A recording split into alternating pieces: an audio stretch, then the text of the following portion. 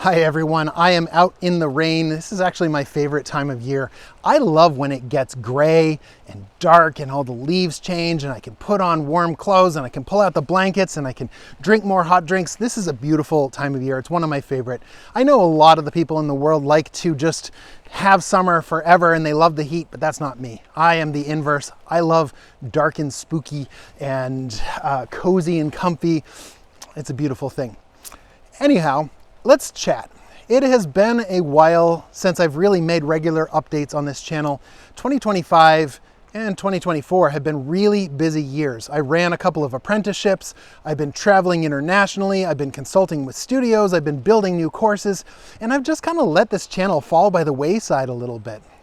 So this is the beginning of a new series, and I'm going to reboot this channel, put more effort into YouTube and connect with you as a community, do more paintings, do more instruction, do more casual conversations. So this will be the first today in my Let's Chat series where we just talk. And today I'd like to talk about ambition.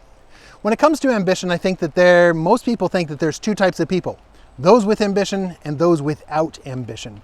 Of course, those without ambition do exist. They're people that just go, ugh, life is too hard. I'm just going to sit on the couch and watch TV shows forever. And if you have some way to fund that lifestyle and you can do it, great for you. That's really good. The rest of us have ambitions and we want to do things with our life. We have goals and we want to achieve them. Now, because I work with so many people around the world, I mentor lots of artists. I help people go from being a hobbyist with art to becoming professionals and building a portfolio to get you into studios. Most people come to me and come to this channel because they have an ambition to be a professional artist, or at least to be able to create what they see in their mind and really grow in their art. Now, there are certain types of ambitious people that lead to frustration and lack of success. So let's talk about them. The first personality type I would like to call the coaster. These are people who just coast through life and they expect others to support their ambition and to help their ambition. And I think a lot of this comes from classic schooling. You're kind of forced to go to high school, in elementary school as a kid, primary school, and the teachers just give you assignments, they instruct you, they lead you. Your goal is to be obedient and to do what they tell you to do. And often these people are guided by their parents to say, go off to college, do the same thing. You get to college, you get to university, and you listen to the instructions, you do what you're told to do, you get the grade, you check the marks, you get a degree. And in the end, these people get out into the real world and they're like, why can't I get a job? I followed all the rules. I let others tell me what to do, and I did all of the things, and now I can't find work. What the heck? What is going on? The problem with this type of ambition is you are relying too much on other people. You are not putting in the work yourself. You're not being curious yourself. So that's one form of ambition that I see a lot. A lot of people are like, just tell me what to do. Give me the guidance, give me some sort of magic sauce, tell me what to do. It's going to be awesome and I can have that career I always wanted with ease. It's not going to work. In most cases, maybe there's some people that just the planets align and they happen to get the degree and they happen to get the job and it works for them.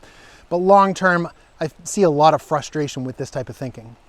The next type of person I would like to call the victim. And often coasters become victims. And victims are, someone else stopped me. It's not my fault. I have all the skills.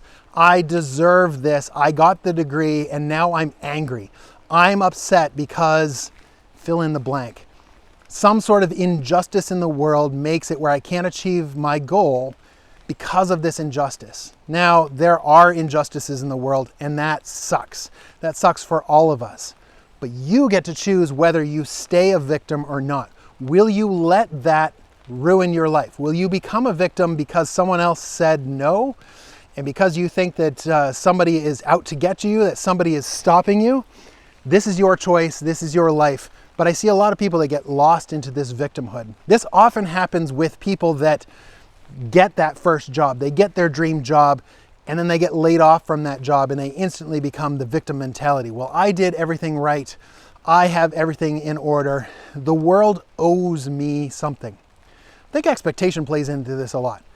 Someone else owes me something, and when I don't get it, I either give up or I get angry.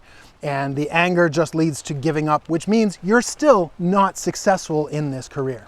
The next type of artist I'd like to talk about is the dreamer. And these are people who grew up watching Disney movies and Hallmark shows and movies, and they're like, if I just believe in myself, I can do anything. I meet so many people that come to me, they're like, I'm gonna be a movie director, I'm gonna be a filmmaker, I'm gonna be a writer, I'm gonna be an editor, I'm gonna be an author, I'm gonna do something big with my life, and I'm gonna impact the world, and I'm going to change lives, and I'm gonna do great things someday.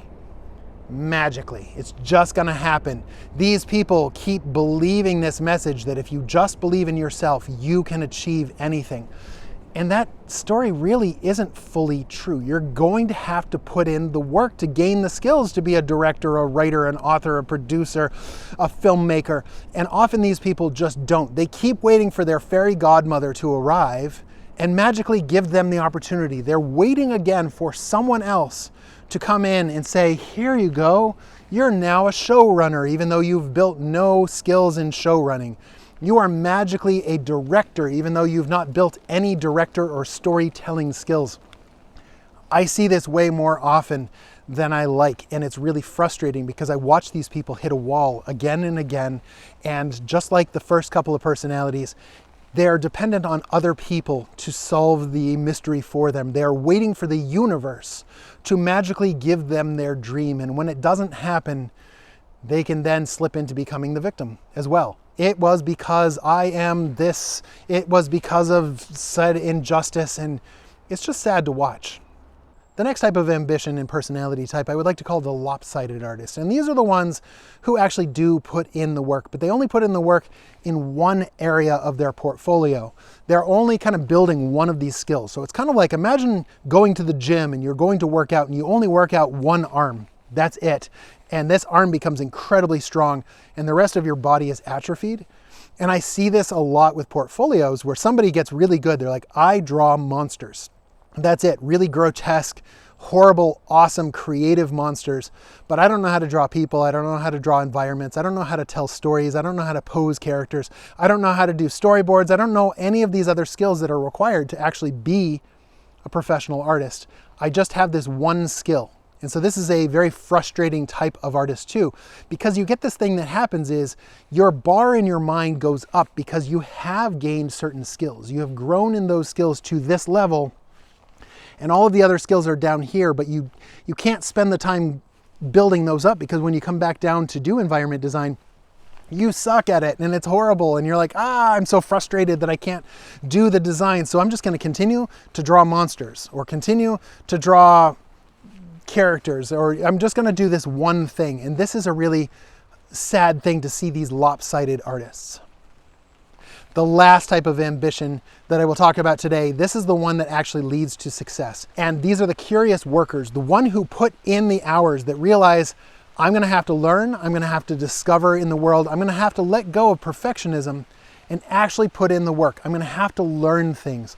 You're going to have to explore and be curious. Through the beginning of my life, I learned perfectionism. You try to do something and do it perfect. And this has led me nowhere. It's led to a lot of frustration, a lot of shame, a lot of just imposter syndrome of going, I'm not good enough. The moment that I changed my perfectionism into curiosity is when my career really started to thrive, when my life started to thrive, when I realized this is my life and I am the only one that has control. I am the only one who truly cares about my future. Everyone else cares about their own future and they're not there. Even though I have supportive people in my life, they don't have the time and the energy to fix my life. There are no fairy godmothers. There are no other people out there that can fix the injustices of the world for me. I have to do this myself. And the best way to do this is with an endless curiosity and a willingness to put in the hours to learn these skills.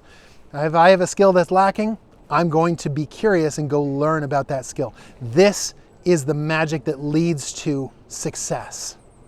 So what kind of ambition will you have? I hope this is encouraging. This guides you to actually go and create. Spend more time creating than talking about creating. If you stop this video because you're like, hey, I've just been watching YouTube videos all day long, learning, waiting for some sort of magic to become an artist, and you stop the video, great, go and do that. Go spend more time creating than talking about creating or learning about creating. Go create, learn, be curious. It's going to be amazing. Thank you again for watching this video. I look forward to future conversations. Send me messages if there's certain topics that you would like to talk about. Let's do more of these Let's Chat videos, and let's be a little bit more interactive. I'm going to try to put in the effort to get this channel going again, and I'm super excited about it.